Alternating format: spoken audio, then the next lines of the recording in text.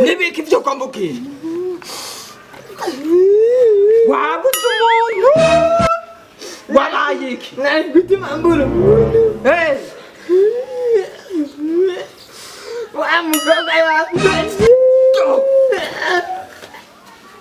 Umukobwa niwe uri kurangura uraririra nkuko umukobwa happy hajya kuganga mu happy. none ni mushiki wawe Yari mushari wawe. none ari mushari wawe uri kuramurira nk'uwapfuye yahure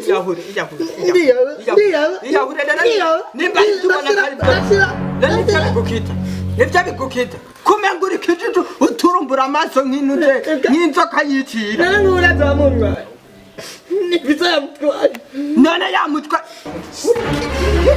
none kukubwira akazi k'ikiyede tuje kugakora amariko yari karandi none wari tunze na bastori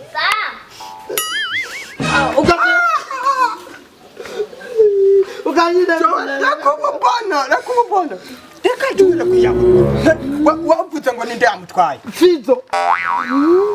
Yitwaza ngo ni mizikane ni. kanu kege ni kabi kareke sibyo ndakubaza Ndangasumu.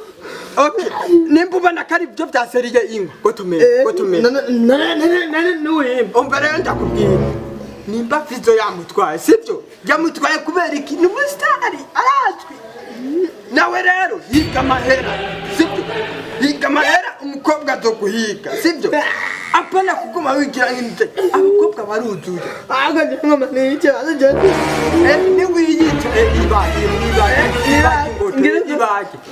niwiyica niwiyica sibyo azosigara arajya ubuzima n'uwo Fizo nyene yamutwaye sibyo wewe nawe uri kurajya inkoni z'ibisazi z'imiranirano ukishikati butu Ari bande bazima. satani none harubye satani kava mu muryango wanyu satani abonye umuntu abameze nk'inzoka ibonye agakere Rero genda uzonye inkoni z'ibisazi genda basini.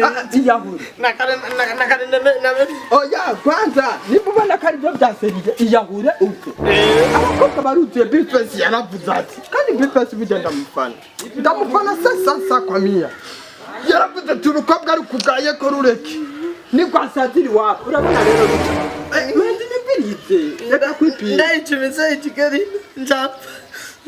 none urakanye umva ndakubwire sibyo rureke rusate niyaruterera akaruheba ruzosigara rwicura nawe warondeye ibyuhawe sibyo bazoguhiga ari benshi ruzosigara rumaramara abakobwa baruzuye nkakijya kibitama sinzi Ntugituke.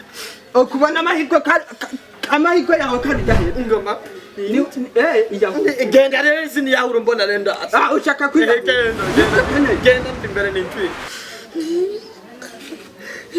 Gani njijanganye na. Ndiyawe raje ndiyawe. nimba ari byo ukeneye reka ndakorohereza iyo kumanga kwereka